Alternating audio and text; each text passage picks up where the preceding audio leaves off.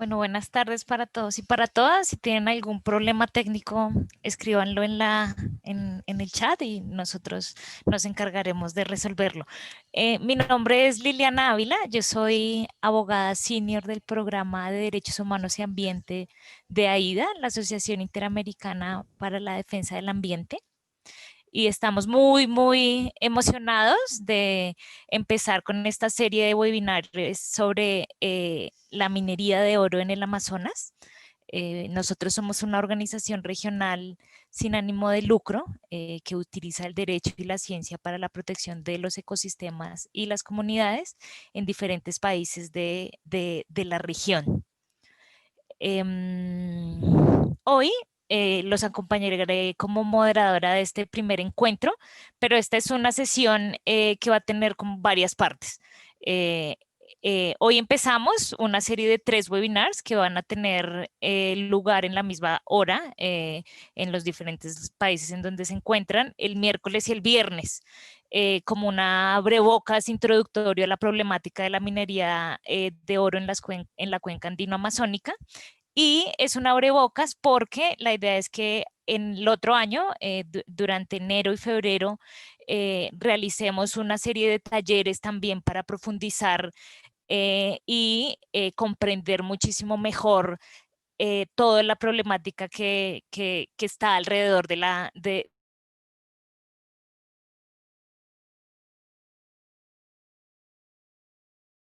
nuestras redes sociales, que vamos a estar compartiendo información sobre estas eventos que tendremos a principios del otro año. ¿Y por qué, y por qué estamos aquí convocados y por qué hablar de minería de oro en el Amazonas? Pues es un problema muy complejo, por supuesto, que abarca además problemáticas muy diversas que involucran ecosistemas, aspectos de derecho a la salud, de derecho al agua, aspectos económicos, que por supuesto requieren también soluciones integrales, y al mismo tiempo muchas organizaciones y muchas personas y muchas agencias a nivel nacional, local, internacional y global, pues están muy pendientes de esta situación y quieren avanzar en tratar de direccionar soluciones conjuntas en esta problemática. Entonces, con miras a encontrar diálogos y a profundizar entendimientos comunes en relación con ella, pues la idea de los talleres es justo avanzar en la problemática y fomentar la colaboración y el intercambio de información entre organizaciones de la sociedad civil, comunidades, autoridades locales y nacionales e instituciones de investigación en los diferentes países de donde está la cuenca, en Bolivia, Brasil, Colombia, Ecuador, Perú y Venezuela, para prevenir, mitigar, intentar remediar los impactos de la minería de oro y buscar reunir a los principales actores de interés público para explorar nuevas oportunidades de colaboración, fortalecer las existentes y, por supuesto, que tratar de dar salidas a una problemática que es compartida por muchos países de nuestra región. Bueno, algunos aspectos técnicos antes de empezar ya con las exposiciones de nuestros ponentes. Como ya saben, hay una traducción simultánea, pero les rogamos por favor que sus preguntas pueden escribirlas en inglés o en español, las hagan a través del box de la pestaña de preguntas y respuestas que aparece en el Zoom, o como también estamos transmitiendo a través de YouTube, que las hagan también pues en el canal de diálogos de YouTube. Estamos encargados todos pues para atender las preguntas y direccionarlas a los panelistas. Cada panelista recién termine su presentación, le podremos hacer un par de preguntas y también habrá preguntas al final. Y pues aquellas preguntas que por temas de tiempo no podamos responder, tranquilos, vamos a estar, nos las pueden mandar por correo. Vamos a escribir el correo a las que nos las pueden enviar y nosotros nos encargaremos de responderlas por escrito y de organizar con los diferentes panelistas la forma de hacerles llegar sus comentarios. finalmente, yo queremos agradecer en nombre de AIDA a todas las organizaciones que pues han hecho posible este evento. Y sin más, le damos la bienvenida a nuestro primer panelista, que nos hablará sobre las brechas regulatorias de información en la minería de oro de la cuenca andino-amazónica. Él es Carlos Lozano, él es mi colega abogado senior del programa de Agua Dulce de AIDA. Y además Carlos tiene una maestría, pues es abogado y tiene una maestría en Derecho Ambiental y Recursos Naturales en Oregon. Y pues es coordinador de nuestra área de agua dulce. Yo le doy a Carlos la bienvenida y tienes la palabra. Entonces. Gracias, Liliana. Tienes que dejar de compartir pantalla. Gracias.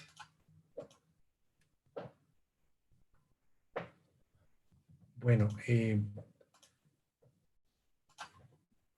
¿pueden ver mi pantalla? Aún no. No. No, no se le ve todavía. Ahora sí deberían estarla viendo. Sí, ahora sí. Ahora sí. Bueno, muchas gracias por la amable introducción. Quiero agradecer, como mencionaba mi colega, el apoyo de la Fundación MacArthur, de la Fundación Moore y de la Fundación Ford para la realización de este evento. ¿Pueden ver? Bien, entonces, en un primer término quisiera mencionar brevemente cuál es la razón por la cual hablamos de oro, porque es importante hablar de oro.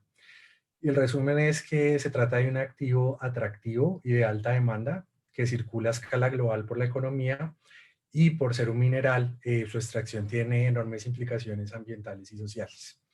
En primer lugar, en segundo término, porque Sudamérica tiene reservas altas de oro que hacen que sea fundamental entender el problema para reducir su complejidad y sobre todo para abordarlo. Entonces, estos son algunos hechos sobre el oro. Hasta el momento se han extraído, según algunas cifras, alrededor de 187.000 toneladas en toda la historia. Es también una fuente importante de reservas financieras. De hecho, ustedes van a ver que casi la mitad de ella tiene ese propósito. También se usa como inversión, sobre todo en épocas de crisis como la que estamos viviendo ahora. Y hay un porcentaje pequeño, que es de alrededor del 10%, que se utiliza para fines, digamos, no solamente de tecnología, sino también de uso industrial. Y ese es el uso que se le da principalmente, y por supuesto el uso que tiene para joyas, que es pues otra forma de inversión también, digamos, a pequeña escala. Entonces es un activo muy codiciado y es un bien en el sentido económico y legal de la expresión que va a seguir siendo demandado. Y por eso hay que prestar atención al problema. Específicamente, ya hablando a nivel local, es un desafío para la región de Latinoamérica y en particular para Sudamérica. Y en específico... Carlos, disculpas, pero nosotros estamos viendo dos pantallas tuyas en el screen con el texto también. No sé si puedes usar el otro modo de mostrar tu... Perdón.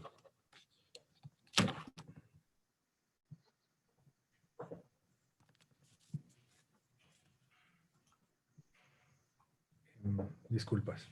Entonces les decía, mientras tanto, que se trata de un activo de alta demanda que va a seguir siendo demandado en la región y que va a seguir siendo demandado a nivel regional. Bien. Perfecto. Y eso tiene implicaciones para efectos de la manera como va a seguir moviéndose no solo el mercado, sino también la política ambiental y la actividad económica en la región. Porque ese es un primer aspecto que hay que entender para dimensionar la escala del fenómeno, para no decir problema y no, digamos, prejuzgar de entrada. Y es que al ser una actividad económica, distribuye una serie de beneficios económicos en la región, que obviamente pasan por ilegalidad, por crimen organizado pero beneficios al fin de cuentas, es decir, incentivos para que ciertos actores, ciertas agentes, es decir, ciertos individuos o comunidades tengan necesidad o interés de continuar promoviendo el circuito de producción y consumo del oro. Y en esa medida es una actividad que desafortunadamente, al menos tal y como la conocemos, va a seguir presente por muchos años. Entonces, la pregunta es, ¿qué hacer con una situación de esta escala? Yo quisiera entonces empezar la presentación defendiendo fundamentalmente 3 ideas. La primera de ellas es que es un fenómeno amplio y extendido en la región, como voy a explicar, y que tiene una cantidad de aristas e implicaciones a nivel regional y a nivel transnacional. En segundo término, que al ser, como había mencionado, una actividad económica, distribuye cargas en términos de daños ambientales, pero también beneficios, y eso es importante para entender cómo se comporta la gente frente al oro. Y en tercer lugar, que a pesar de la escala y la complejidad del problema, hay sin embargo oportunidades para incidir frente a ella. Y es allí donde quisiera invitarles a que desde la sociedad civil y otros actores de interés se puedan pensar en profundizar las formas de cooperación. Entonces, la complejidad del problema es alta. Es un problema que tiene variables geográficas, humanas, económicas, ecosistémicas, también sociales y específicamente de criminalidad organizada. Eso nos ha llevado a concluir que se requiere de manera necesaria pensar la forma como se está abordando el problema de nuevas maneras. En primer término, la escala de la intervención necesita ser mucho más ambiciosa, tanto más ambiciosa que el problema mismo, y también la coordinación, en la medida en que hay múltiples esfuerzos a nivel regional, pero que no se están articulando apropiadamente. Entonces, se necesita más y mejor trabajo en esta materia para empezar a resolver las múltiples facetas que este desafío presenta, porque de otra manera, los esfuerzos que han sido hasta ahora muy importantes y que han costado, digamos, muchos recursos financieros y humanos, se van a seguir quedando cortos.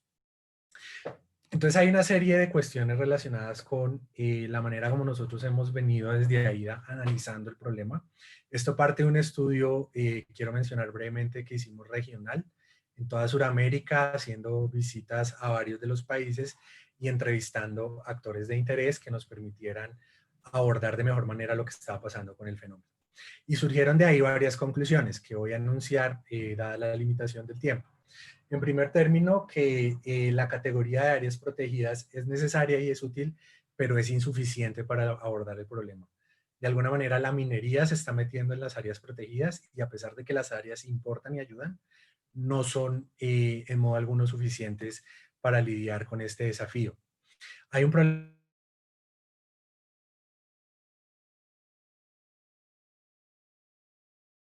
que existen y específicamente también hay un desafío muy serio sobre la falta de presencia de las autoridades en zonas remotas, que normalmente es donde están los parques naturales, donde están las comunidades indígenas y también normalmente es donde está el oro. Esto hace también que sea una característica de la región la existencia de algunas leyes que sirven, pero que necesitan o bien reformas para hacerlas más fuertes, y aún en aquellos casos en los cuales podrían ser suficientes, los desafíos de implementación requieren de dichas reformas, pero también requieren de una supervisión constante en la aplicación, y aquí cumplen un rol fundamental las autoridades ambientales, sobre todo las del nivel local. Y también se necesita, como una característica común de la región, mejores niveles de coordinación entre el planeamiento territorial u ordenamiento territorial, se le llama de ambas formas en varios países, y lo que tiene que ver con usos del suelo, por 2 razones. Primero, porque a la larga la minería, a pesar de que está en el subsuelo, los minerales, termina siendo un uso del suelo, y segundo, porque hay tensiones entre la política ambiental y en la política minera, en las que normalmente las tensiones se resuelven a favor de la política minera. Entonces, entender que esto es un problema de usos del suelo y usos del cambio del suelo, además del subsuelo, y que debe haber una coordinación, una planeación armónica implementada, es fundamental. Esto es una imagen de lo que está pasando en Perú. Como ustedes pueden ver, es una actividad altamente informal que tiene drásticos genera cambios drásticos en el suelo y en el paisaje, y en general una serie muy intensa de impactos visibles y no visibles, pero que en todo caso están ahí, que se combinan y que van a estar por mucho tiempo. En cuanto a lo que tiene que ver con temas de ciencia, una cosa que pues parece obvia y todos sabemos, pero hay que decirlo, y es que la contaminación minera tiene un impacto que trasciende ciertos umbrales que pueden soportar los ecosistemas, por lo tanto llega a ser en muchos casos irreversible. Eso no quiere decir que no hay que actuar, pero de hecho es una razón para actuar con más celeridad y más rápido. Hay también muchas dificultades con temas de datos científicos, y esto es fundamentalmente porque el mercurio es un ciclo no solo regional, sino también global. Y es costoso y complejo y difícil de medir. Requiere unas capacidades que no necesariamente están relacionadas en la región, en la medida en que transcurre por toda la biosfera, es decir, suelos, aguas, aire, flora, fauna y personas. De manera que a pesar de que hay segmentos de ese ciclo que están mapeados con esfuerzos muy serios científicos, aún hace falta trabajar más en ese sentido. Y una faceta fundamental de este fenómeno es que la erosión, como vamos a explicar, y en últimas los cambios insostenibles del suelo, que también está entre ellos la deforestación, por ejemplo, o la expansión de otro tipo de infraestructuras, generan falta de capacidad o están acompañadas mejor de falta de capacidad para determinar esos efectos, pero están ahí y necesitan ser abordados. Entonces es un tema, como decía, de usos del suelo, cambios del suelo y los efectos que eso tiene en la contaminación, entre otras cosas porque en los suelos del Amazonas también en algunas partes suele haber mercurio, y eso tiene una serie de implicaciones. Y por otro lado también están las facetas de ciertas infraestructuras. Nos sorprendió muy negativamente porque aunque ya lo sabíamos, no habíamos dimensionado la escala del efecto que están teniendo ciertas infraestructuras para la expansión minera. Es decir, allí donde entra la carretera o la vía o las hidrovías, después entra la minería y entra la minería ilegal y criminal e informal. Y esto va agravado por el hecho de que no hay un licenciamiento apropiado de estos impactos, en la medida en que, hasta donde pudimos determinar, el licenciamiento de este tipo de infraestructuras no incluye la expansión minera como uno de los efectos a evaluar, mitigar y remediar. De manera que termina siendo un efecto desregulado y un efecto que no está siendo mitigado. Y también hay una discusión interesante y muy sugestiva sobre el papel del mercurio de origen antropogénico versus aquel que se encuentra en los suelos. Y está pendiente por determinar a ciencia cierta hasta qué punto el mercurio que circula está asociado al uso antropogénico, es decir, a importaciones y contrabando y comercio de mercurio, y a los usos del suelo. Y aquel que está asociado a los suelos y que está siendo empeorado por, de nuevo, actividades y usos insostenibles del suelo. Y relacionado con esto, finalmente hay un desafío importante sobre líneas base de mercurio para entender mejor los ciclos globales y regionales, en la medida en que no hay un monitoreo de alcance regional, y el que se ha hecho hasta ahora, aunque es un esfuerzo importante, está muy segmentado. Entonces esos son los principales hallazgos en materia de ciencia. En materia de política criminal, entendiendo política criminal como los esfuerzos de los estados por hacer uso racional y democrático de los recursos de la persecución penal, un hallazgo importante es que detrás de la minería criminal hay estructuras de crimen organizado muy sofisticadas que exigen judicialización estratégica y política criminal consistente, es decir, priorización de recursos. Hay un fenómeno asociado a esto de ataques a defensores ambientales muy marcado en ciertos países, como Colombia y Brasil, pero también hay un entendimiento de que minería legal, informal y criminal son diferentes, tienen regulación y naturaleza diferentes, pero a pesar de eso se influencian mutuamente y en últimas todos sus impactos son acumulativos, es decir, al ecosistema en últimas no le importa dónde viene el mercurio. Y sumado a esto también hay un desafío fundamental relacionado con fronteras y aduanas, esto es, con la manera en que fluye el oro y el mercurio, sea contrabando o sea comercio, en la región, y principalmente desde México, que viene el mercurio pasando por Panamá, hacia Sudamérica y al mismo tiempo cómo circula el mercurio en Sudamérica y en los mercados internacionales. Muy estrechamente ligado con esto es la dificultad que se ha evidenciado en las autoridades de nivel regional y nacional para interrumpir los flujos financieros, es decir, para perseguir los activos, y entre otras razones eso obedece a que, digamos, el comercio de oro por definición es una actividad legal, de manera que eso hace más complicado interrumpir estos circuitos que lo que sería hacerlo con actividades que son eminentemente legales. Estos son las principales, digamos, facetas de las brechas que uno encuentra desde el punto de vista de información y regulatorias o legislativas, pero también, como les decía al inicio, hay oportunidades. Definitivamente lo que uno observa es que en la región hay capacidad, hay esfuerzos preexistentes y hay esfuerzos también de colaboración. Por tanto, hay oportunidad o hay espacio para seguir creciendo y escalando las colaboraciones existentes e innovando en la manera como esas colaboraciones pueden tener lugar. Del mismo modo hay recursos humanos, recursos financieros de cooperación internacional limitados, pero hay, y hay esfuerzos institucionales de los gobiernos que también constituyen recursos y que es necesario articular de una mejor manera en distintos niveles, tanto a nivel nacional como a nivel internacional.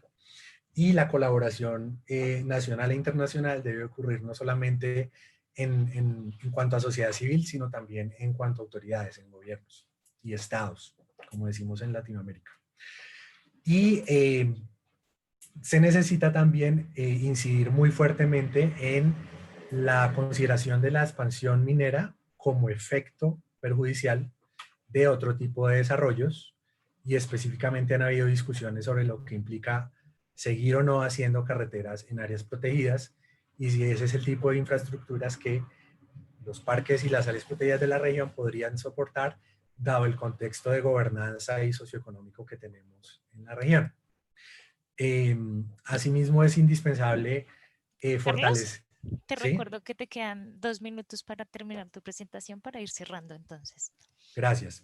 Tenemos desafíos sobre la necesidad de tener una política criminal coherente, usar más intensivamente escenarios internacionales, es decir, incluir la conversación en otros foros, no solo en el convenio de Minamata, seguir aprendiendo lecciones de las certificaciones de oro y de los ejercicios de debida diligencia, bajo el entendido de que, aunque uno quisiera que este tipo de actividades no se desarrollaran en actividades en zonas ecosistémicamente sensibles, es fundamental abordar los problemas que ya existen, en particular porque la legislación en la región es diversa y hay países donde desafortunadamente esta actividad se permite. Y también necesitamos procesos judiciales y administrativos que prevengan, sancionen y regulen de manera más efectiva en todos los niveles, pero especialmente a nivel local. En materia de ciencia, las oportunidades vienen dadas por la necesidad de incrementar capacidades entre actores de interés público, es decir, que no solo sea la industria la que puede medir los efectos de este tipo de actividades y que se pueda comprender mejor desde el punto de vista científico los flujos del mercurio en el bioma, por lo menos. Y finalmente es fundamental tener acciones diferenciadas por país. ¿Por qué? Porque a la larga las jurisdicciones nacionales importan.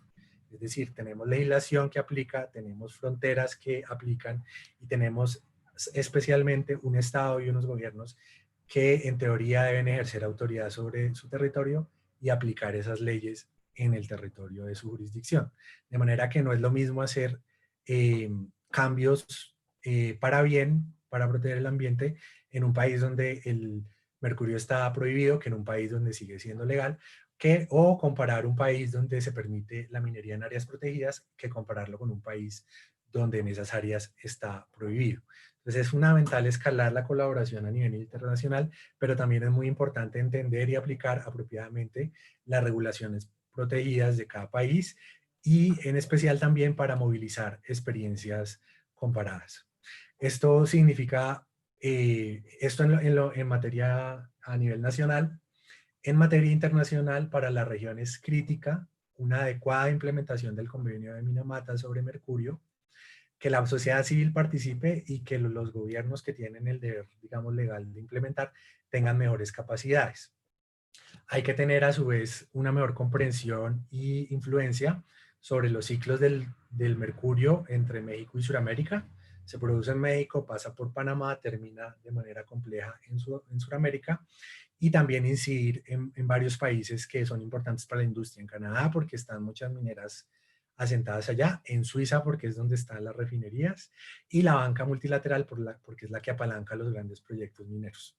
Y también suele invertir en este tipo de activos. Entonces ellos son actores relevantes que deben ser influenciados.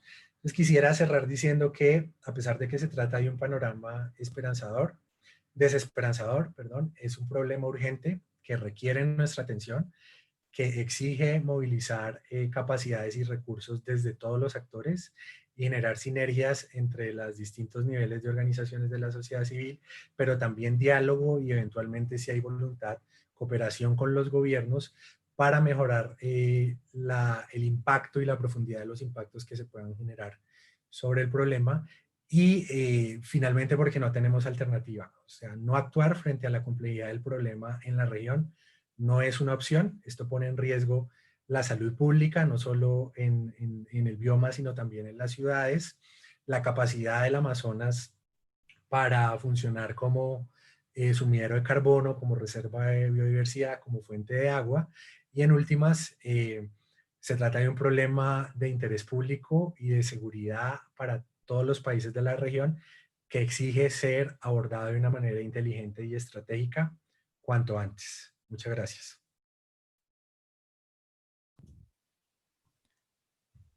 Gracias, Carlos, por tu exposición, por ilustrarnos sobre la problemática, pero además por mostrarnos como todo este abanico de oportunidades y posibilidades de trabajo también para atender la problemática.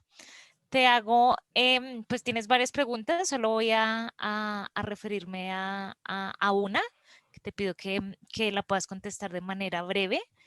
Y tiene que ver con, en la Amazonía, las licencias ambientales requieren de consultas a las comunidades, es una pregunta, y si las consultas siguen en pie como un mecanismo de poder local. Depende del país, pero en general, donde, más que por ser Amazonía, es donde hayan comunidades indígenas, debería, y existe de hecho, la consulta previa como un requisito. Normalmente es paralelo a la licencia, o sea, no está contemplado dentro de la licencia, pero tiene igual o mayor peso, porque si no se realiza, pues eso puede dar lugar a distintos vicios legales en el proceso de licencia. Y sí, sin duda es una herramienta importante que puede ayudar a incrementar el nivel de protección ambiental y social, y que sin duda debe ser incorporado en cualquier estrategia de incidencia frente a este tipo de desarrollos, cuando estamos hablando de proyectos legales. Cuando estamos hablando de proyectos ilegales, pues la respuesta es de otro tipo y está orientada a la acción penal del Estado. Muchísimas gracias por un problema técnico que vamos a ir solucionando en la medida de que pase pues este webinar y el próximo. Muchos están apareciendo como Laura Ortiz. La idea es que se renombren y es muy fácil. En realidad solo tienen que mover el cursor a donde aparecen. Y ahí van a encontrar 3 puntitos, como 3 signos de interrogación. Ahí le dan doble clic y les va a aparecer una opción de rename. Ahí simplemente cambian el nombre de Laura Ortiz por el de ustedes y ya vamos a dejar de tener tantas Lauras en el, en el webinar, y podemos saber y pues pueden tener su nombre. Su nombre bien. Bueno, pues luego de escuchar a Carlos, también vamos a darle la bienvenida a otro Carlos, Carlos Antonio Marín. Él es peruano y él es abogado, maestro en ciencias sociales, con mención en estudios amazónicos de la Flaxo, y tiene un PhD en la Universidad de Flinders de Australia del Sur. Es coautor del Código del Medio Ambiente y Recursos Naturales del Perú, de la Ley General de Ambiente. es además exsecretario general de Servicios Nacionales de Áreas Naturales Protegidas del país y también asesor senior de la Agencia Nacional de Control de Calidad Ambiental de Mozambique. Además es profesor universitario de varias universidades de la región y nos va a exponer sobre las problemáticas generales de la minería en la cuenca andino-amazónico. Muchas gracias, Carlos, por aceptar la invitación y te dejo con el micrófono. Ok, encantado. Vamos a compartir. Dice que hay otro participante compartiendo. Carlos, deja de compartir tu pantalla y ya Carlos Soria puede compartir la suya. Yo ya dejé de compartir.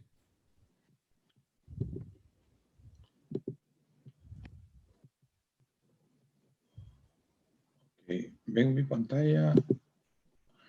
Sí, sí, la vemos. Si quieres, le puedes dar la presentación completa para que la veamos. Ya, así está perfecta. Ok, buenas tardes. Encantado de estar con ustedes. Vamos a conversar sobre la problemática de la minería de oro en la Amazonía. En primer lugar, decir que la Amazonía no amaneció con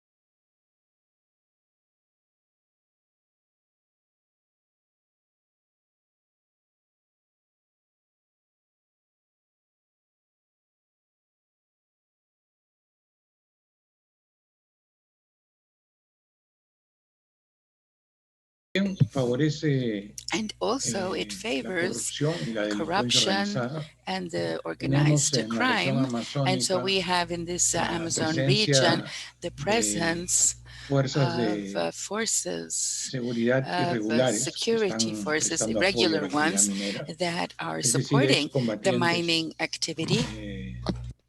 De fuerzas políticas que ahora prestan servicio a actividades de minería ilegal, ¿no?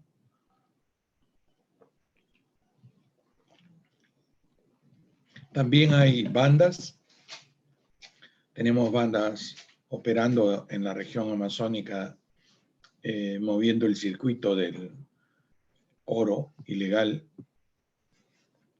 Bandas con presencia y articulación al mercado mundial.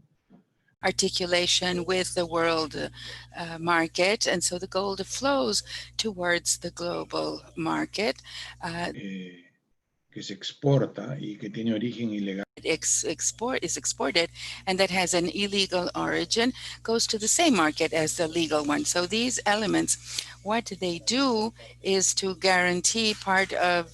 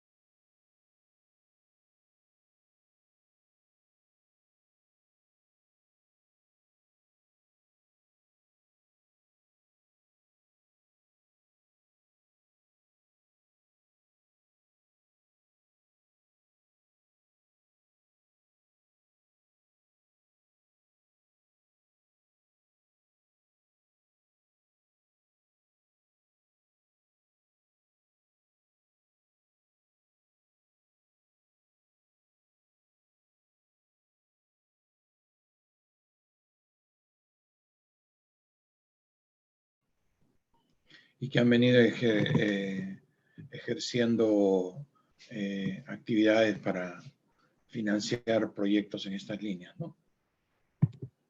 En general, tenemos una región amazónica como la imagen central, afectada por la presencia de derechos mineros. Los vemos en ocre, en rojo, en azul. Son derechos mineros expandidos por Brasil, Ecuador, Perú, Colombia, Venezuela, las Guyanas, y son parte de procesos más complejos que muestran el impacto de la llegada de carreteras, la llegada también a zonas más remotas de la actividad extractiva petrolera, la construcción de hidroeléctricas, procesos de deforestación en general que afectan a la región y finalmente también los fuegos, ¿no? Entonces,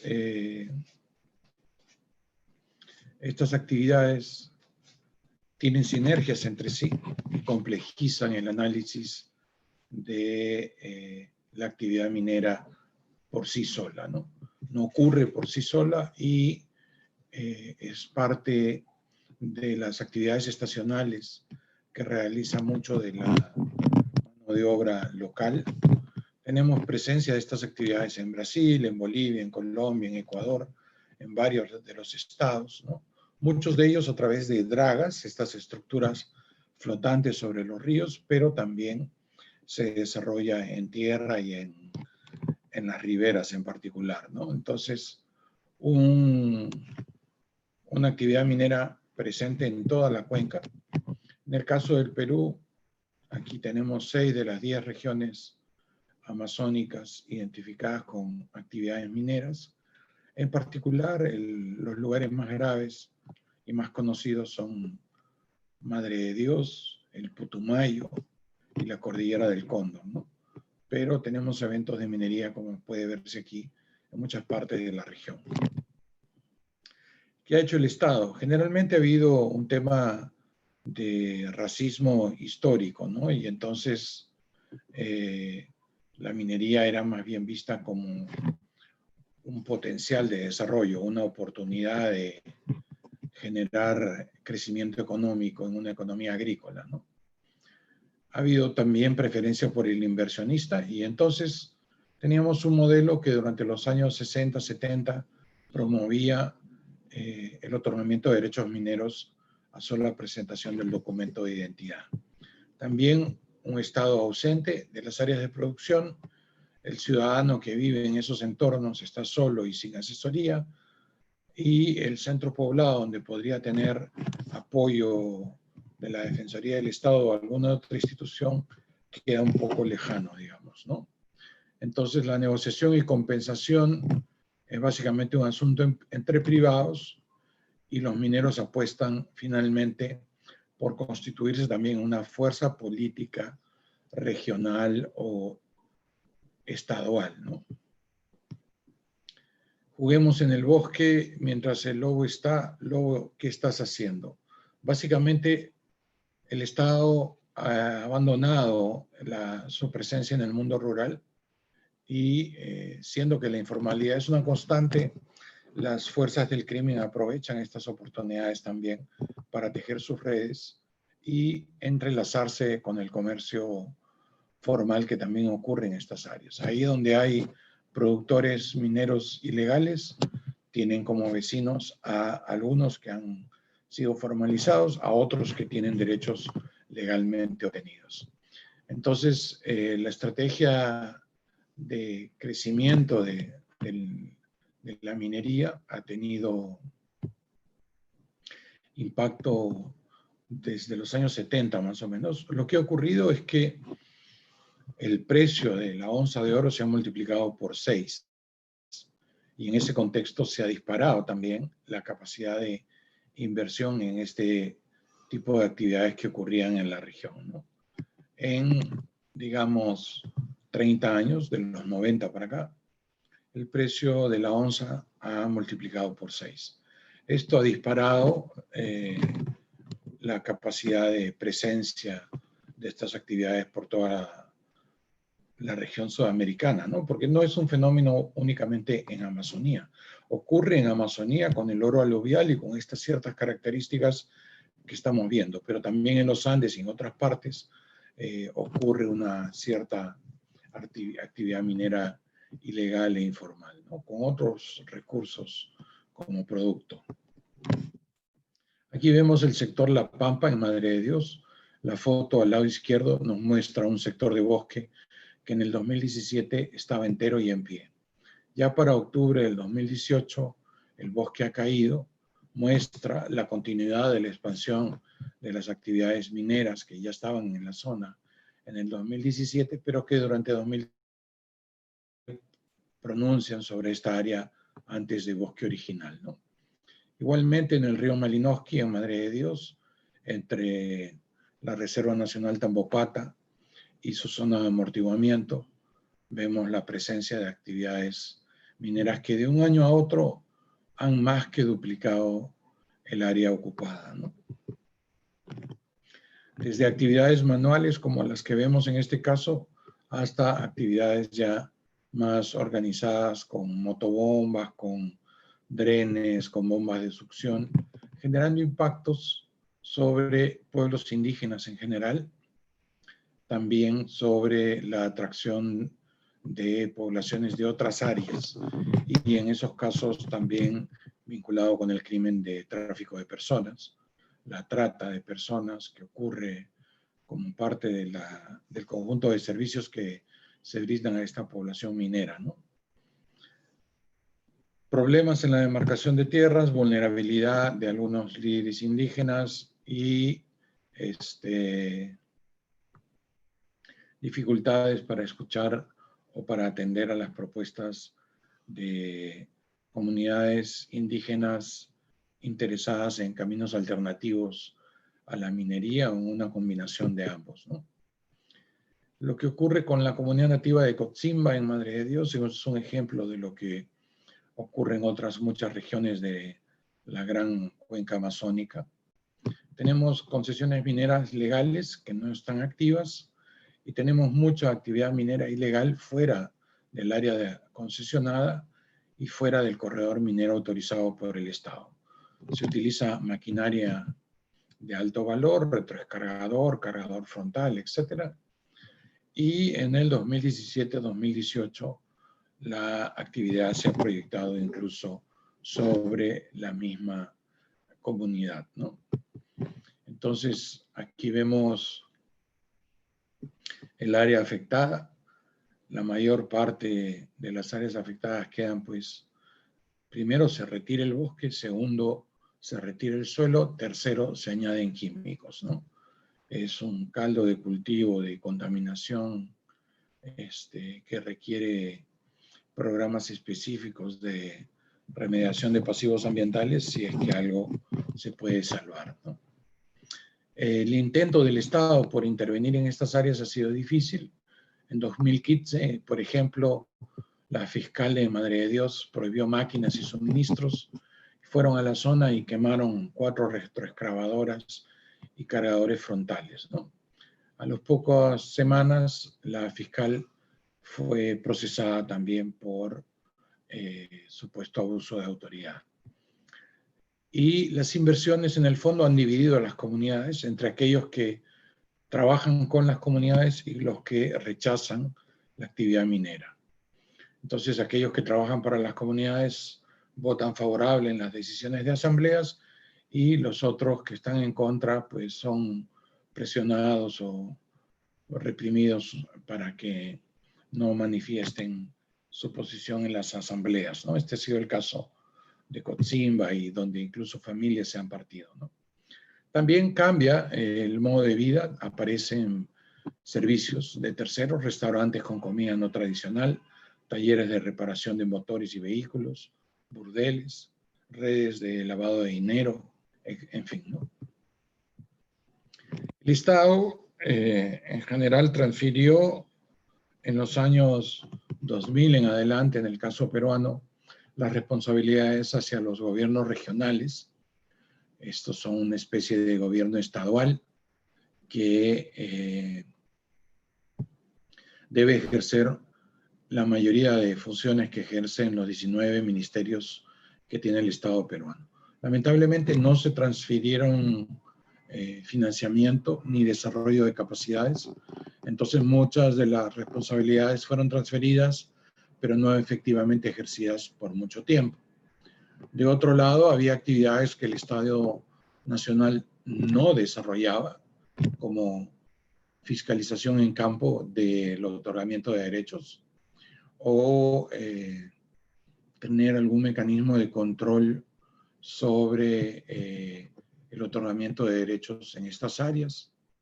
Nada de eso ocurría y cuando se transfirieron las competencias a los gobiernos regionales no se resolvieron esas ausencias, las que continuaron, ¿no? Todo esto ha favorecido el desarrollo de una minería descontrolada, que además, por el hecho, como ya dije, de que el precio de la onza se multiplica por 6, va a aumentar la posibilidad de casos de corrupción de funcionarios, dificultar la fiscalización y encima de ello, el poco desarrollo de capacidades institucionales como, por ejemplo, tener un laboratorio toxicológico. Al no tener laboratorios toxicológicos en la mayoría de las regiones amazónicas, es muy difícil hacer la cadena de custodia de las muestras que permiten evidenciar el delito de contaminación, ¿no? Entonces, se tendrían que tomar muestras, enviarlas a la capital, en algunos casos enviarlas al extranjero. El Estado no se ha organizado para ello y entonces el delito de contaminación en particular no se persigue. Se persigue los delitos de minería ilegal, tala ilegal, tráfico de flora y fauna silvestre, ¿no? Pero al no haber cómo mostrar la evidencia del suelo contaminado o del agua contaminada, en fin, este es el retroceso del que yo mencionaba, de el Estado abdica su capacidad de controlar ese territorio, además no tiene las capacidades institucionales para ejercer ese control y entonces termina retrocediendo, ¿no? En ese contexto podemos ver este mapa del sector conocido como la carretera interoceánica. Este es el entorno también de La Pampa, la zona donde se ubica la explotación minera en Madre de Dios. Y ahí vemos que en la zona hay aproximadamente 400 llamados prostibares, es decir, bares donde se vende alcohol, pero este alcohol es impulsado por muchachas que eventualmente podrían ofrecer servicios sexuales, aunque se argumenta que no necesariamente, que muchas veces simplemente son impulsadoras del producto alcohol. Sin embargo, hay burdeles también en la zona, y entonces es una complejidad de delitos que ocurren en el sitio y con básicamente ausencia del Estado, ¿no? Ni el gobierno regional ni el gobierno distrital tienen la capacidad para ejercer control de esas áreas, y cuando el ejército, el gobierno nacional va, lo hace a través de intervenciones con el ejército, la policía, y que terminan siendo necesariamente esporádicas. En ese contexto, una gran población de mineros, en esta zona unos 70,000 mineros, son también fundamento para la participación política de sus representantes, ¿no? Entonces, en la década del 2000, Rafael Pigucho Ríos fue electo gobernador de Madre de Dios con los votos de los madereros ilegales y los mineros ilegales, ¿no? Y su agenda de gobierno fue no respetar ningún límite frente a estas actividades. Igual en el 2015, Luis Otsuka fue el presidente de la Federación Minera, que terminó siendo electo presidente del gobierno regional de Madre de Dios, ¿no? Entonces, en ese contexto hay una lógica, hay una organización política en varias facciones, varios grupos, hay un financiamiento ilegal y hay una población que además fue bombardeada por el gobierno nacional. Esto ya de por sí pues, puede unir fuerzas y motivar a tener estrategias de intervención política, y eso es lo que ha venido ocurriendo. Además, como se trata de un negocio altamente rentable, inversión de alto valor, maquinaria de cientos de miles de dólares, entonces también hay la necesidad de prestar seguridad a estas actividades. Y ahí entran, como decíamos, fuerzas irregulares. Por informaciones de inteligencia se sabe de la presencia de personal extranjero que viene a dar esta seguridad en buena parte de la región, y también la operación de redes informales como grupos delincuenciales que se han hecho presentes en la zona acompañando el flujo del oro ilegal, ¿no? Estas actividades, pues aquí vemos un ejemplo de lo que se llama un chute, una estructura similar para zarandear y sacudir el suelo y poder separar la piedra de la arenilla con oro, ¿no? Pero en este caso ya está en el lado de la Reserva Nacional Tambopata. Y bueno, en Amazonía tenemos unas 33 millones de hectáreas de tierras indígenas superpuestas por actividades mineras y unos 22 millones de hectáreas de tierras indígenas, de tierras de áreas protegidas superpuestas por actividades mineras. Todas estas zonas aquí en ocre, en rojo, en azul, que aparecen en nuestros países amazónicos, nos señalan la complejidad de la dispersión y presencia de estas actividades. Ahora, estos son los derechos formalmente otorgados. Adicionalmente, hay áreas de presencia que aparecen como zonas donde no hay derechos, ¿no? Por ejemplo, el Putumayo, entre Perú y Colombia, ni hay bosque de producción forestal, ni hay zonas de derechos mineros. Sin embargo, se ejercen las dos actividades en esas zonas, ¿no? Igual en varias otras partes de nuestra gran Amazonía. Entonces, hay desafíos que tienen que ver con la seguridad, con combatir la contaminación, la propia Carlos, te Sí, recuerdo que te quedan 2 minutos para intentar cerrar tu presentación. Igual hay varias preguntas, así que puedes profundizar con las respuestas. gracias. Igualmente hay problemas de contaminación en toda la región. Sobre todo la estrategia que se ha venido utilizando de quemar las infraestructuras o destruir estas en el lugar no es precisamente la más cuidadosa con el ambiente. Hay una serie de temas que aquí aparecen como desafíos comunes. El más importante, el presupuesto para fiscalización. Muchas de las operaciones ocurren con financiamiento externo, no están basadas en actividades regulares del presupuesto público, y eso es una dificultad que hay que superar. Y bueno, como ya dije antes, hay algunas fuerzas que impulsan el camino en apoyo a la cooperación para el combate a estos crímenes. Interpol, Naciones Unidas contra el Crimen, USAID, Tratado de Cooperación Amazónica, tienen espacios que pueden ayudar a dar pauta y contenido a estrategias de integración y sinergia entre los países amazónicos. Muchas gracias. Muchísimas gracias a ti, Carlos, por tu presentación tan integral, por presentarnos esta problemática tan grave en tan corto tiempo y por hacerlo desde los diferentes aspectos que las has mencionado. Hay varias preguntas para ti. Yo voy a hacerte solo 2 y esperemos que cuando se acaben las demás exposiciones podamos hacer las demás. Les recuerdo a los asistentes que realicen sus preguntas por el canal de preguntas y respuestas que está en la plataforma de Zoom, que está en la parte de abajo, en los 3 puntos suspensivos. Solo les dan clic y presionan ahí en el Q y A, y ahí presentan sus preguntas. Para ti, Carlos, ¿qué concretamente podría hacerse para mejorar el ordenamiento territorial para reducir los impactos de la minería? Y segundo, si debería reducirse la demanda de oro en los mercados financieros, y eso, ¿cómo podría hacerse?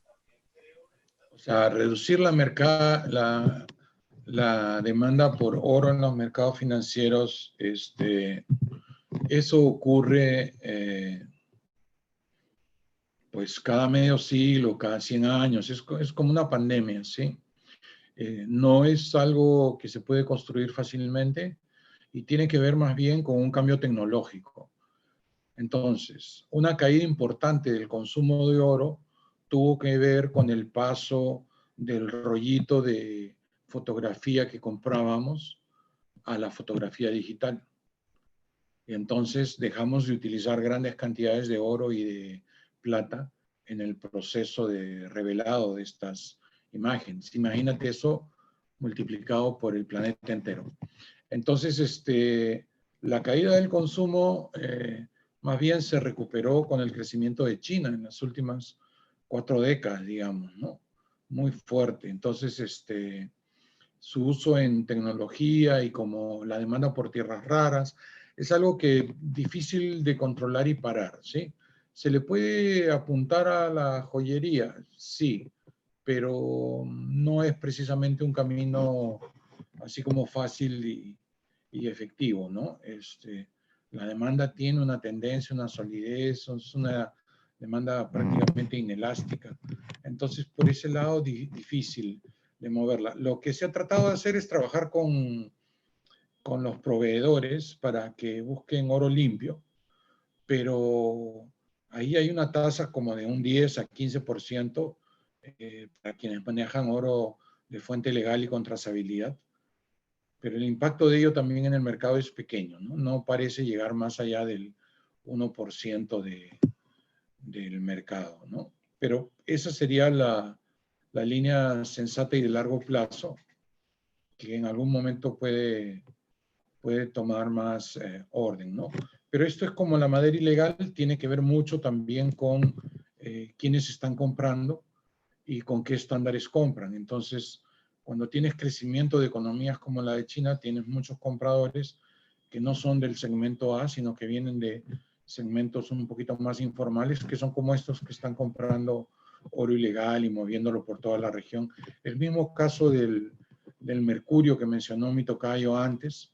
El mercurio también lo recibimos desde Venezuela. En fin, ¿no? Hay varias líneas de entrada y movimiento de productos que hacen difícil el control en la región y, peor aún, el control de la demanda, ¿no? La otra pregunta era, perdón, la primera, ¿recuerdas? Sí, sí, sí. ¿Qué concretamente podría hacerse para mejorar el ordenamiento territorial para reducir los impactos de la minería? Bueno, es que el ordenamiento es el que no ha funcionado, ¿no? Aquí en general no usamos el ordenamiento para nada, ¿no?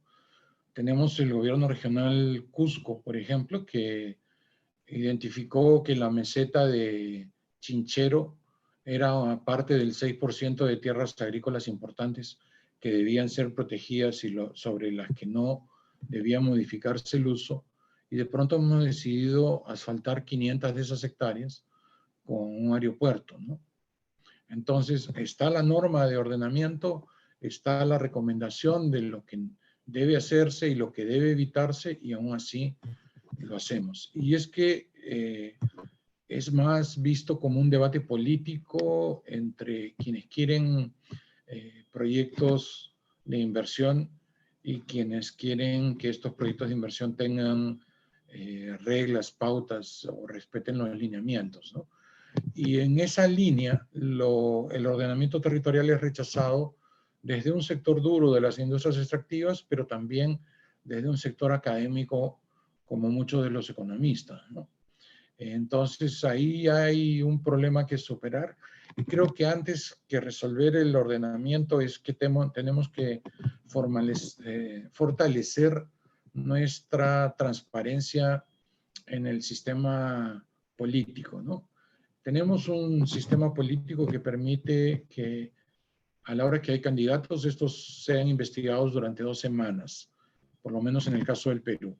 Es un espacio muy corto para identificar procesos en curso, sentencias, y entonces necesitamos normas que puedan permitir un control más transparente para que no haya candidatos que están vinculados con actividades ilegales.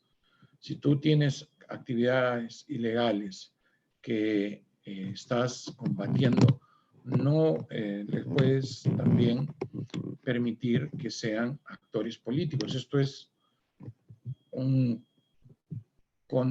contrasentido con la voluntad del Estado de ser manejada por intereses transparentes. Uno puede ser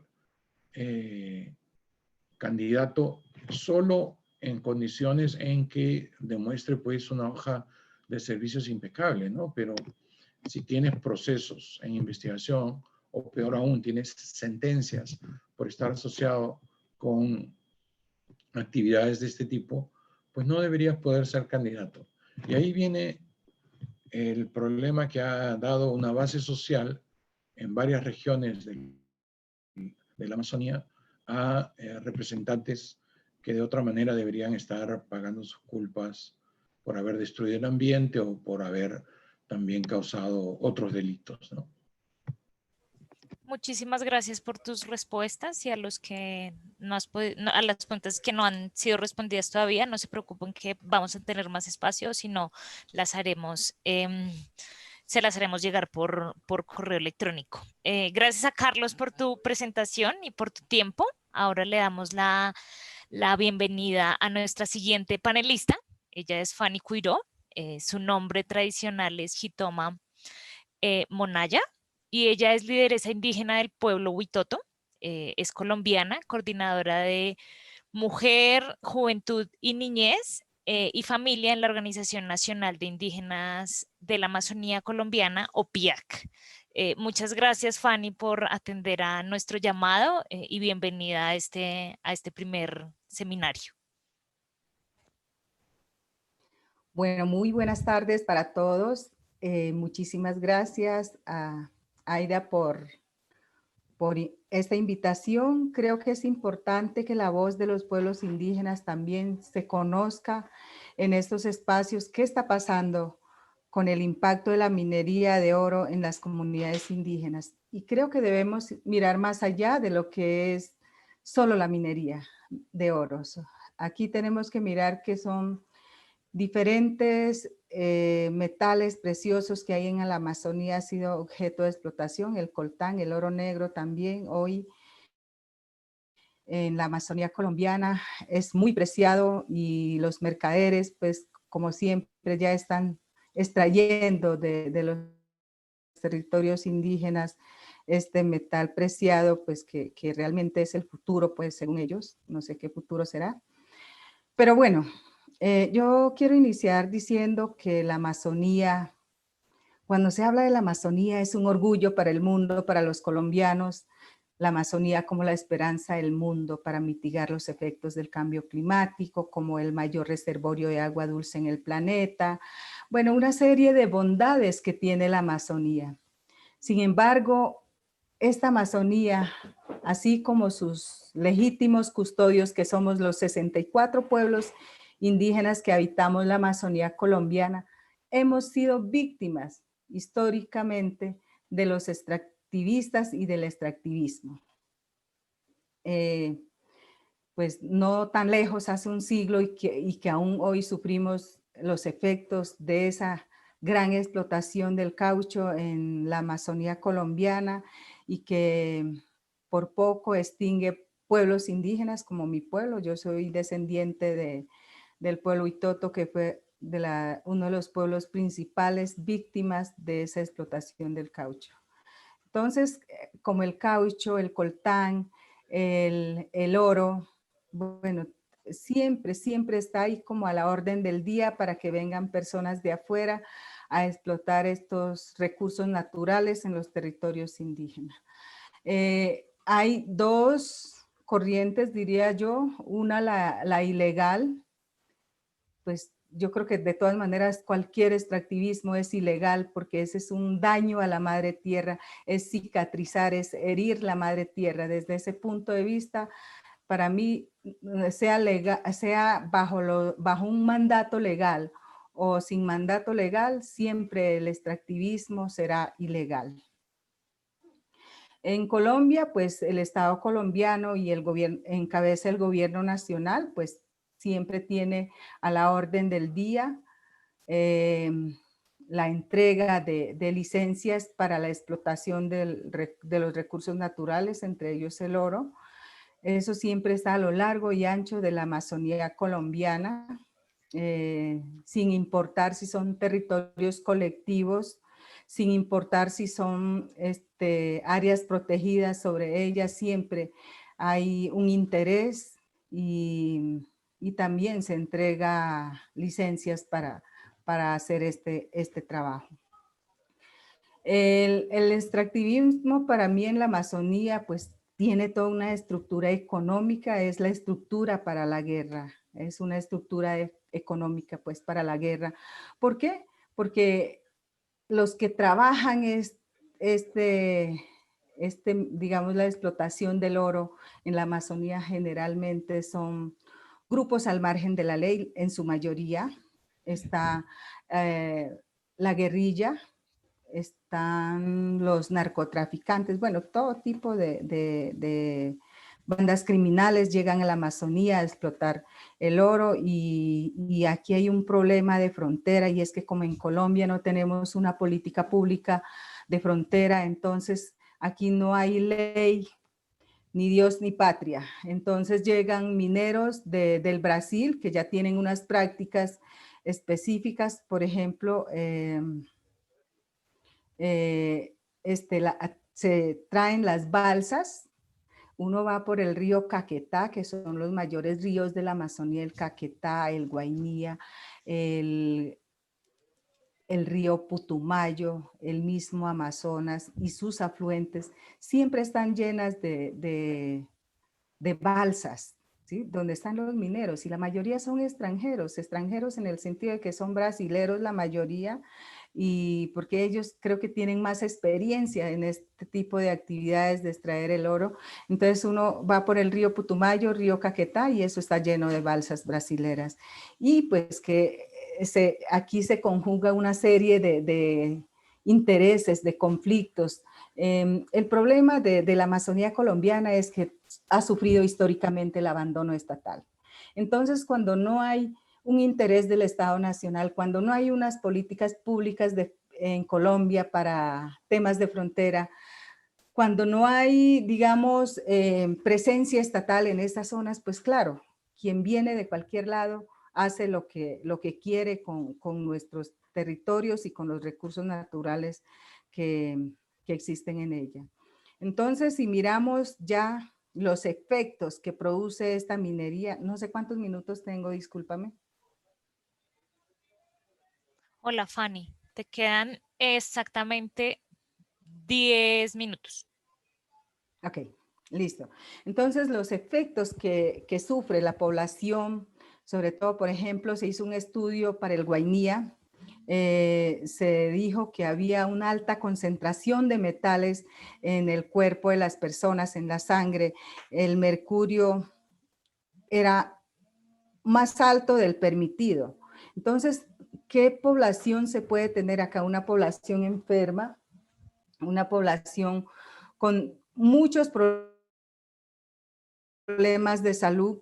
Es decir, aquí la minería lo que afecta es la vida. Entonces, aquí hay una vulneración a los derechos humanos, el derecho a la vida. No es cualquier cosa. Es decir, la vida en todas sus formas, porque además de que se afecta la vida humana, también se afecta todo lo que existe en el territorio, ¿no? Para nosotros todo eso es valioso y así, ¿no? Vamos del Guainía al Baupés, la misma situación. Por ejemplo, yo creo que ahora mi compañero Darío va a hablar de la situación que ellos vivieron en la zona del Baupés también, donde había una explotación legal, porque esta empresa, Cosigo, tenía licencia para explotar el oro en áreas protegidas, en territorios colectivos de los pueblos indígenas. Entonces, no es solamente estos mineros que vienen, sino también el Estado, sin tener en cuenta que son territorios colectivos o áreas protegidas, otorgan licenciamiento. Y si uno va hacia el lado del Caquetá, sobre todo en la zona entre la frontera Amazonas y Caquetá, pues esa población indígena, que también es parte de mi pueblo, ha sufrido históricamente. Ellos fueron personas que se desplazaron de su territorio ancestral para huir del caucho, pero llegaron a esta zona y hoy son víctimas también de los explotadores del oro y de otros minerales y también de la extracción de la madera. Bueno, toda esa situación están viviendo. Entonces yo quería leer, antes de terminar, unas palabras que un líder indígena que vino a Bogotá a hacer la denuncia me dijo, y yo lo anoté textualmente y quería leerles aprovechando este espacio. Él me dijo así, yo lo anoté textualmente, dice: desde el año 2000 empezó a nacer niños con deformidad, con lengua corta, retraso mental, huesos frágiles, deformación de los pies y ojos. Nacen niños con hidrocefalia, nacen y viven unos días y se mueren. Cada año aparece 5 o 6 niños deformados y se mueren a los 2 o 3 años. Los adultos sufren trombosis, locura, sistema nervioso, fiebres y desaliento, anemia. Las mujeres de un momento a otro se desmayan, sienten desaliento, no pueden trabajar, se les cae el cabello y tienen leucemia, tumores y llagas en la piel. Yo tengo una bola de mercurio en mi codo. Es por el pescado que comemos. El río Caquetá está contaminado. Muy preocupante, porque apenas somos 800 personas y nos vamos a desaparecer. Bueno, esto va unido a que los pueblos indígenas de la Amazonía colombiana fue declarado pueblos indígenas en altísimo riesgo de extinción física y cultural. Entonces, si la Amazonía está llena de veneno, hay que llamarlo así, porque es veneno el que llega allá a través de esa explotación del oro, llega el mercurio, llega otros pues, venenos para contaminar el río. Entonces, mira lo que está pasando en la población. Si esto sigue ocurriendo en la Amazonía colombiana, ¿qué esperanzas hay para la Amazonía indígena? Ninguna. Es una población enferma, no importa las medidas que decrete el gobierno nacional, perdón, la Corte Constitucional, que es nuestra máxima autoridad, diría yo, en la rama judicial, pues, y no se hace caso, pues, ¿qué se puede esperar de los pueblos amazónicos? Entonces, con esta actividad minera lo que hay es muerte para los pueblos indígenas, muerte para la biodiversidad. ¿Y cuál pulmón del mundo? Nadie cuida el pulmón del mundo. Entonces, esto es lo que está pasando en la Amazonía. Tenemos población enferma, tenemos ríos contaminados, y pues yo creo que ya no es viable cuando un territorio está enfermo, cuando un territorio es envenenado. No hay viabilidad, no hay. Esto ha sido denunciado ante el gobierno nacional. También se ha llamado al Ministerio de Ambiente, al Ministerio de Minas y Energías, e incluso se ha llamado a las Fuerzas Armadas para que tomen el control territorial en las fronteras, pero no ha pasado absolutamente nada hasta acá. Nosotros, como Organización Nacional de los Pueblos Indígenas de la Amazonía Colombiana, hicimos una mesa regional amazónica. La mesa regional amazónica es el espacio que tenemos los pueblos indígenas de la Amazonía colombiana para tratar temas con el gobierno nacional. Y en ese espacio se convocó una mesa exclusivamente para tratar el tema de minería en la Amazonía. A principios de año, bueno, tal vez tengan la disculpa de que la pandemia no permitió que se avanzara, pero no se ha hecho absolutamente nada. Y eso se hizo pues a raíz de estas denuncias que hicieron los compañeros. Vino un grupo de compañeros indígenas al Ministerio de Ambiente a hacer esta denuncia. Se hizo mesas de trabajo, pero lo más triste acá es que nada pasa. Nada pasa, las balsas siguen en los ríos. Las dragas, esa es otra también, otra maquinaria pues que llega ahí a dañar, a cicatrizar la madre tierra, porque lo que hacen es revolver la tierra, hacer socavones, y genera además otros efectos, un impacto social negativo, porque con la minería, ¿qué viene? Vienen enfermedades, viene también prostitución, ¿sí? Hay un desorden social, ahí no hay control de ningún tipo, porque ahí manda la ley del monte, ¿no? Cuando hay zonas mineras en manos de ilegales, pues manda la ley del monte. Entonces eso es lo que pasa. Eso está pasando en la Amazonía colombiana y nadie hace nada. Entonces, de resto, pues yo creo que ya será para las preguntas, porque ya se han hecho también diferentes acciones de tutela contra las empresas que explotan el oro en la Amazonía. Sin embargo, nada pasa, nada pasa. Todo parece que en la Amazonía nada pasara, y lo que pase allá no se conoce al interior del país. Entonces, cuando no se tiene conocimiento también, ¿qué interés se le puede dar? Eso está pasando en los territorios indígenas. Muchísimas gracias. Muchísimas gracias a ti, Fanny, y un saludo también a todos los amigos de la OPIAC.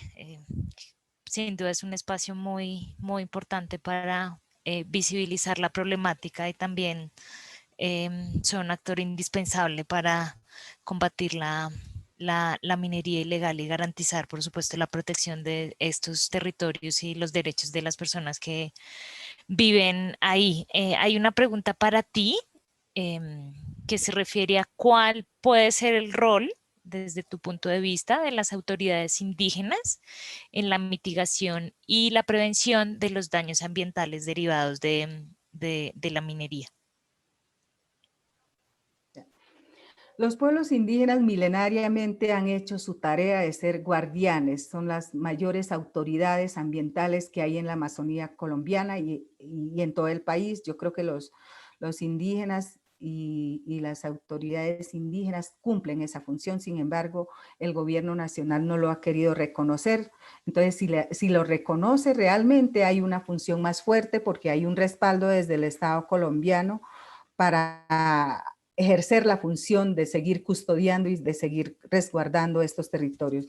Pero hasta ahora el gobierno nacional no ha querido reconocer que que los indígenas son autoridades ambientales. Esa es una deuda que está pendiente, que se tiene que hacer precisamente porque ya de hecho los pueblos indígenas y sus autoridades vienen haciendo ese control.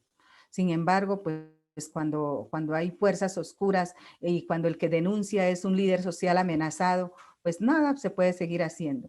Y por eso también yo quiero aprovechar, yo creo que es urgente también que el Acuerdo de Escazú sea una realidad en todos los países de América Latina. Yo creo que nadie se debería negar para adoptar en su país el Acuerdo de Escazú, porque ese acuerdo por primera vez reconoce la defensa de los derechos de los defensores ambientales. Y ese, pues quería recordar como ese asunto también, que eso tiene que estar todo interrelacionado y articulado. Son temas que no se pueden ir desconociendo. Muchísimas gracias, Fanny, por tu presentación, por ilustrarnos sobre la problemática y cómo está afectando a los pueblos indígenas y cómo también existe un deber grandísimo de todos de proteger los pueblos para también proteger las cuencas. En esa misma línea de reflexiones en relación con los impactos a los pueblos indígenas derivados de la minería en la cuenca andino-amazónica, le damos la bienvenida a nuestro último panelista de esta tarde, a Darío Silva. Él es colombiano y él es un líder indígena del pueblo cubeo, con formación en la comunidad indígena de Curare, afiliado a la Asociación de Autoridades Indígenas de la Pedrera Amazonas.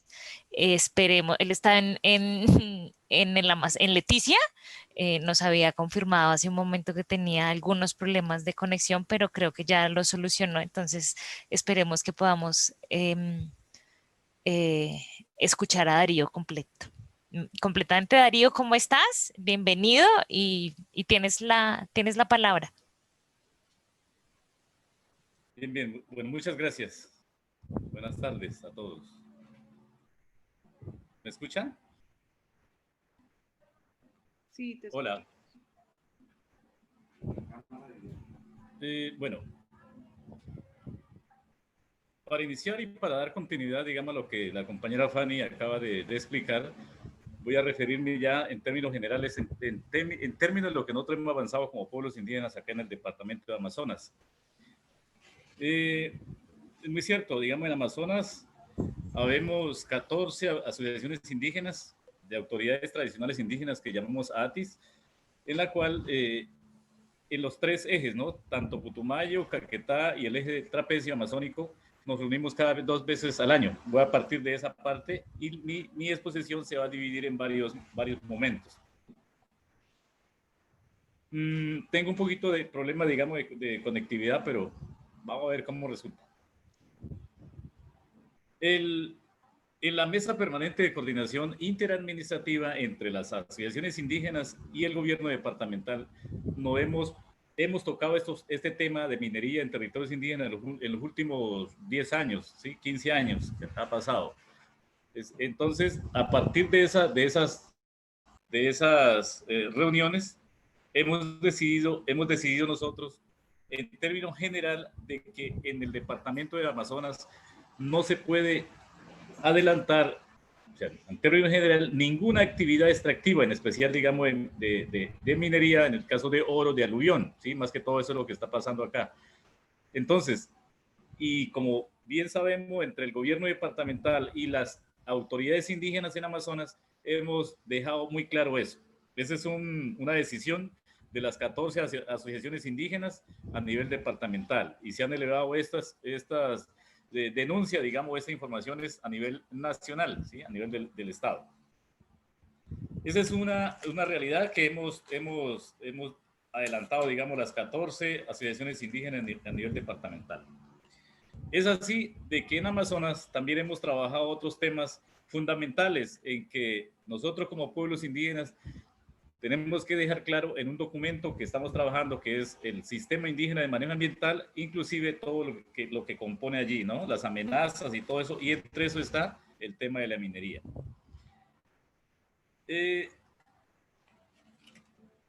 hemos también adelantado otras acciones al interior de los pueblos, como cumbre de sabedores, ¿sí? Como vemos varios pueblos, hay 3 afinidades culturales en el Amazonas.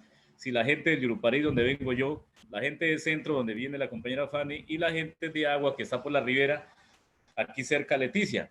Entonces, la gente del Yurupari hace un par de años hicieron varios encuentros, entre una cumbre de sabedores, en la cual los sabedores también manifestaron diciendo de que para nosotros, digamos, los pueblos indígenas de Amazonas, acá no, el oro no quedó para adornar o para adorno, digamos, ¿no? El oro, bien sabemos de que para nosotros es muy delicado, digamos, sacar eso, ¿sí? En términos general, por lo tanto, los dioses, digamos, cuando entregaron eso, el mundo, digamos, para que el hombre administrara o manejara el oro, en el caso de oro y los otros metales, se guardaron, ¿sí? Espiritualmente se guardaron, por lo tanto, eso no se puede tocar, ¿sí? Ahora, el hombre blanco que ha llegado acá y ha comenzado, digamos, a explotar, de pronto a sacar ese mineral, ese metal, digamos, que está escondido, guardado por los dioses, es donde cuando altera, digamos, todo lo demás, que más adelante voy a comentar, ¿no? Enfermedades y todo lo que puede estar pasando en el mundo de nosotros. Por lo tanto, en la cumbre de sabedores tocaron eso y hicieron esa reflexión en la cual la gobernación de Amazonas sabe esta decisión.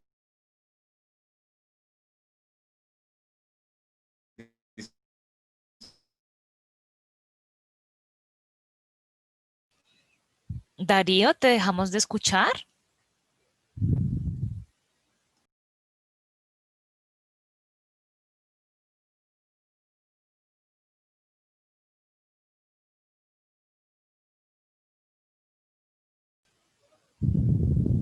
Darío, ¿nos escuchas?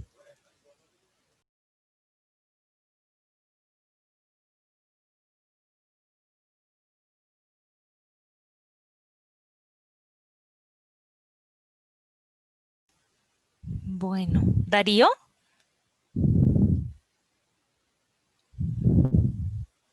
Creo que no escuchamos a Darío, ¿verdad? No, se cayó. Sí, es una pena que tiene que ver también con las dificultades de comunicación que tienen los pueblos indígenas en donde se encuentran.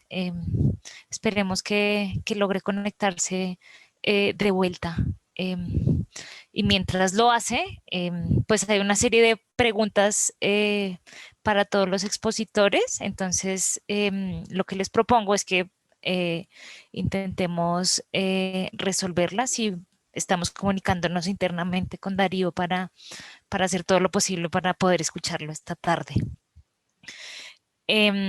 Bueno, hay una pregunta para todos dirigida a que nos puedan compartir alguna experiencia de éxito respecto a algún marco de protección desde su experiencia que conozcan de áreas protegidas y o de comunidades para el desarrollo de minería sin los riesgos que se han expuesto ya en esta tarde.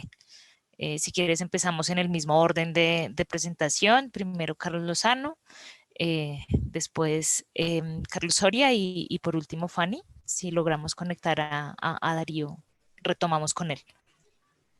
Gracias, Liliana. Pues yo creo que la categoría misma de área protegida, en particular parques naturales, no es necesariamente una experiencia exitosa, pero es una herramienta valiosa, porque en últimas un área protegida es una categoría que excluye ciertos usos, normalmente usos insostenibles, es decir, ya se ha superado un poco la idea de que las áreas protegidas deben ser sitios intocados, pero sí se acepta que hay algunas formas de uso que no son compatibles con la estructura ecológica principal y con el equilibrio ecosistémico en dichas áreas.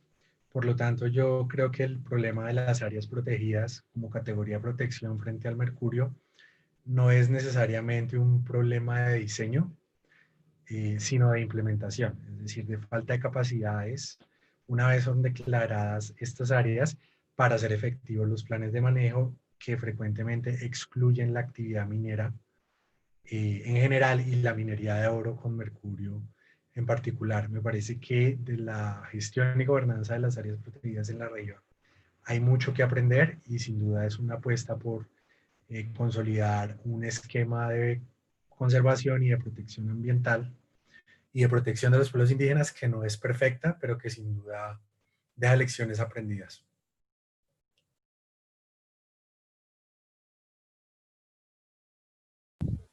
Muchas gracias. Y entonces ahora el otro, Carlos.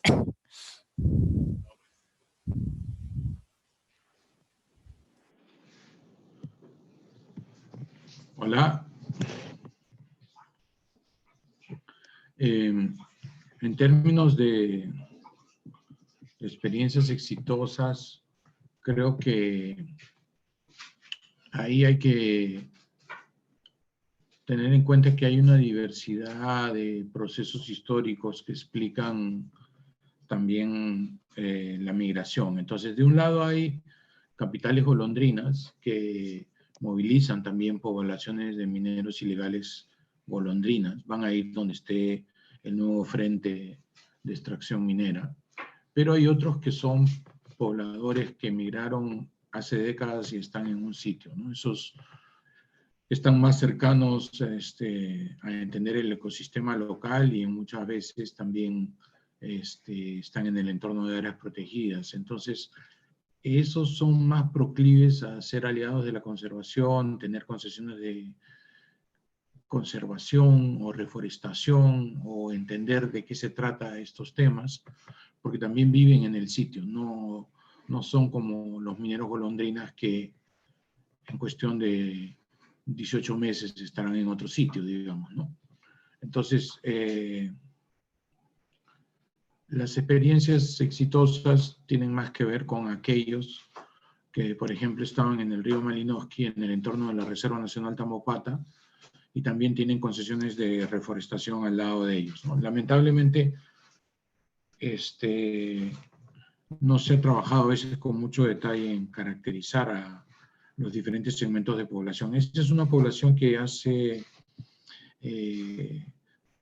minería de muy bajo impacto, porque lo hace básicamente por medios manuales.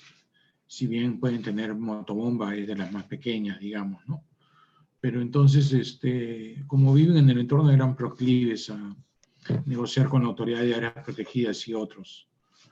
Esto se rompe en el momento que se inician los bombardeos, ¿no? Entonces, 10 años después no hay claridad de que se haya podido abrir un frente de negociación más allá del proceso de formalización que ha fracasado, ¿no? Entonces hay que pensar en alternativas y estas tienen que ver con tratar de entender la lógica con la que operan algunos de esos entornos de poblaciones donde ya tienen estas características que les digo, ¿no? Muchas gracias, Carlos. Ahora, Fanny, tienes la palabra.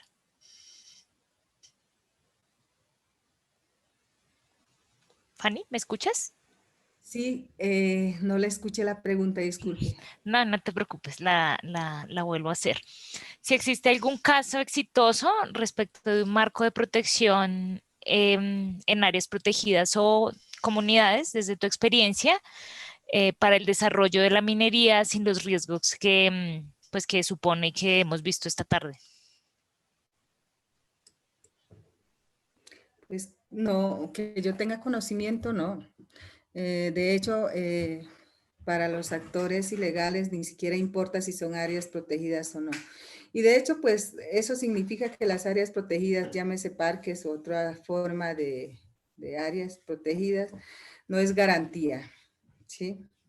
De hecho, también esa forma de constitución de las áreas protegidas en Colombia, pues desde la visión de los pueblos indígenas no ha sido muy bien vista, ¿sí? Porque ellos se han visto restringidos a sus territorios ancestrales para desarrollar sus actividades económicas, sociales y culturales y hasta espirituales, porque para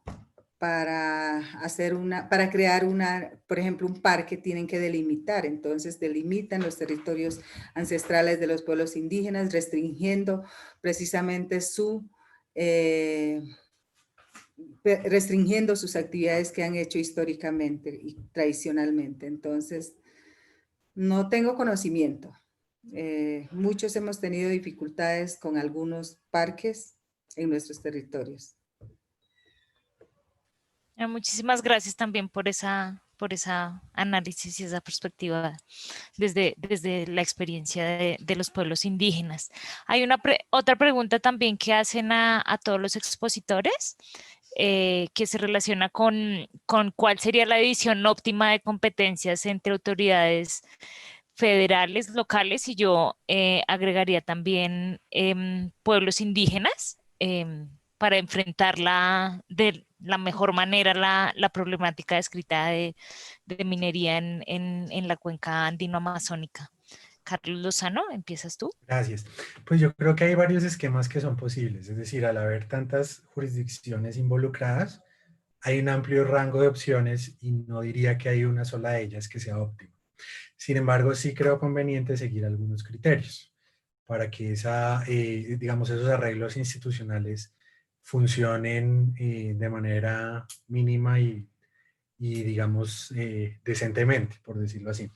La primera de ellas es que no debería haber una subordinación de la autoridad ambiental a la autoridad minera, que es lo que viene pasando en muchos países de la región, sobre todo asociado a diseños institucionales vinculados a derechos de propiedad, es decir, los derechos asociados a minería y asociados a la propiedad de esos derechos, porque se puede hablar de propiedad porque son de corte patrimonial, normalmente tiene aplicación prevalente. Y eso es el inicio de todos los problemas. Eso en cuanto a la actividad minera de tipo legal. En cuanto a la actividad minera de tipo ilegal, yo creo que los ministerios públicos, llámense procuradurías o fiscalías, en la región, me refiero a la entidad que tiene la acción penal, deberían tener, pues en primer lugar, una competencia privativa, es decir, no es delegable, y así está pensado en la mayoría de diseños constitucionales del país, de varios países. De hecho, la tipificación del delito en todos los países y de hecho los códigos penales en aquellos países que son federales es norma federal. Por un lado eso. Y por otro lado, la acción penal que ejercen estas instituciones que tienen esa potestad debe contar con recursos suficientes y debe contar con independencia y autonomía, y también debe contar con capacidades para adelantar investigación, que van desde recursos técnicos hasta tiempo disponible, digamos, de fiscales que no estén sobrecargados de trabajo y puedan llevar a cabo investigaciones.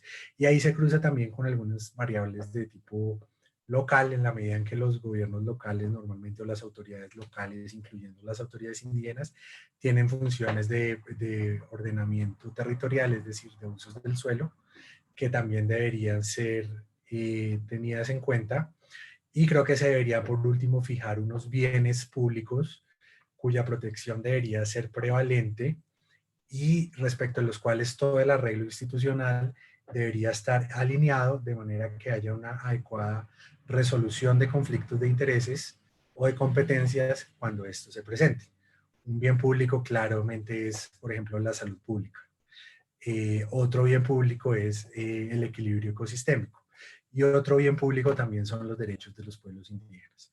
Entonces, estos bienes nos permiten darle un norte a esos arreglos institucionales, más allá de las competencias que también son importantes, y de manera particular deben tener prevalencia los derechos fundamentales en estos arreglos institucionales. Muchas gracias. Ahora Carlos Soria.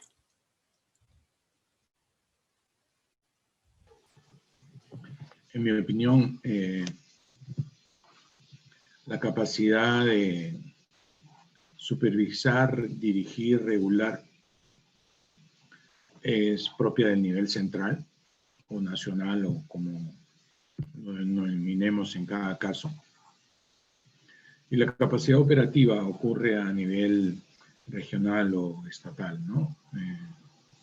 Entonces, ahí la operatividad, quien tiene los responsables a cargo, lo que tenemos es ya un esquema donde las autoridades de supervisión, por ejemplo, tienen su propio personal a nivel regional, y hay al nivel regional el control de la autoridad regional o estatal sobre el otorgamiento de derechos, digamos. Entonces, una estructura de supervisión es necesariamente de nivel central, tiene que tener la película completa, hacer capacidad de prognosis a futuro de riesgos y desafíos, identificar oportunidades. Y en ese sentido hay que fortalecer las capacidades y con monitoreo también, reporte y verificación, a fin de acostumbrar a la planificación y el diseño de intervenciones relevantes para apoyar la capacidad de control del Estado, garantizar el cuidado ambiental y el respeto de los derechos sociales. Muchísimas gracias, Carlos y Fanny.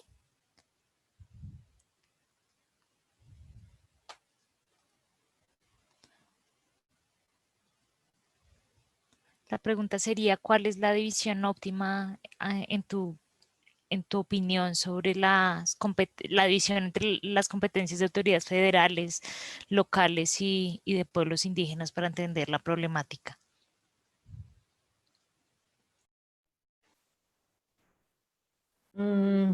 Cuando me habla de federales es... Sí, federales es más bien de regionales sí, como locales.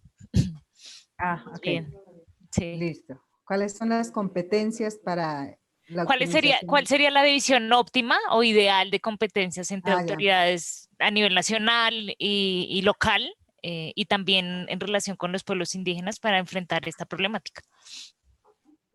Bueno, yo vuelvo y retomo que ya de por sí los pueblos indígenas y sus autoridades tienen una función de cuidar el territorio, de custodiarlos. Eso ya hay una función.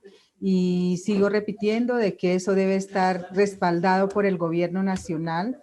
Y también creo que desde el gobierno central,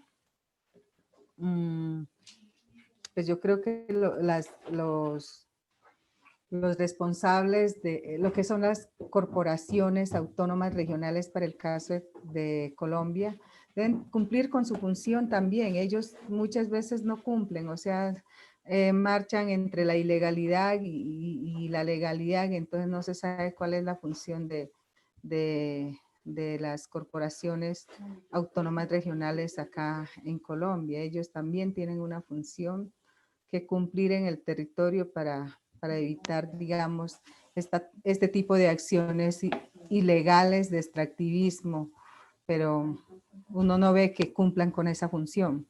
Entonces hay que darles, digamos, como mayor herramientas a ellos y también a las Fuerzas Armadas que custodian las fronteras, tienen que tener esa función de ambientalistas también para custodiar los recursos naturales. Bueno, yo creo que aquí todo el mundo tenemos que ser custodios y guardianes de la protección de nuestros territorios, de la biodiversidad y de la vida en los territorios alejados donde se hace el extractivismo. Muchas gracias, Fanny. Muchas gracias a los tres panelistas por sus respuestas. Darío ha vuelto y pues por supuesto para nosotros sería muy importante escuchar su punto de vista. Yo sé que estamos muy pasados de tiempo, pero a los que puedan quedarse, pues sería magnífico escucharlo. Yo le doy la palabra para que en unos breves minutos nos cuente un poco su perspectiva y también tal vez haga las preguntas, las palabras de cierre del evento. Darío, muchas gracias por volver. Gracias también al internet que nos permitió tenerte de vuelta, así que te doy la palabra. Bueno, para continuar con el tema, vamos a hacerlo breve, ¿cierto? Para poder continuar.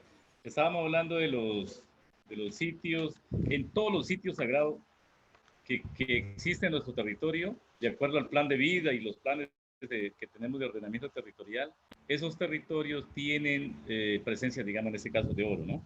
Por lo tanto, esos sitios son de mayor importancia y de mayor cuidado. Hasta ahí iba cerrando cuando se me fue la señal. Entonces, ahora, ¿qué pasa? Las afectaciones. Vamos directamente a las afectaciones. El tema de las afectaciones es principalmente, digamos, nos afecta el territorio, ¿sí?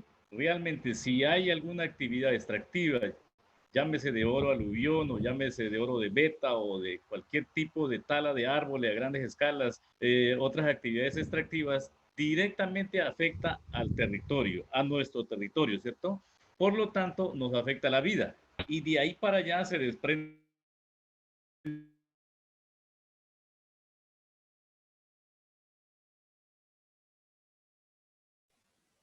No, creo que volvimos a perder a Darío. Y es una pena. Bueno, Darío era nuestra última exposición. Y ya teníamos resueltas varias de las preguntas. Hay varias que quedaron sin responder, pero como les dije desde siempre, vamos a hacer todo para responderlas también a sus correos.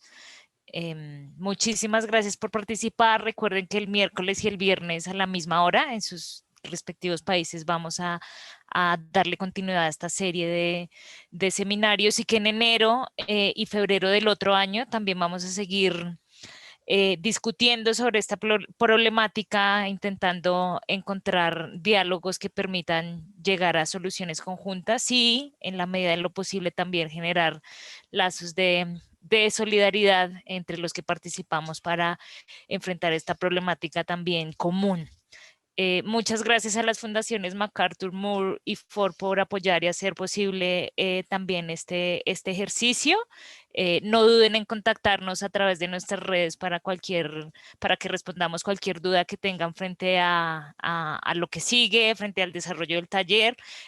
Hoy tuvimos algunas dificultades técnicas que seguro resolveremos en las próximas sesiones. En nombre de todo el equipo de AIDA, les agradezco muchísimo a los expositores por su tiempo y por sus enseñanzas y a los participantes por sus preguntas, por su participación. Esperamos seguir contando con ustedes en un futuro próximo y que tengan un feliz resto de tarde.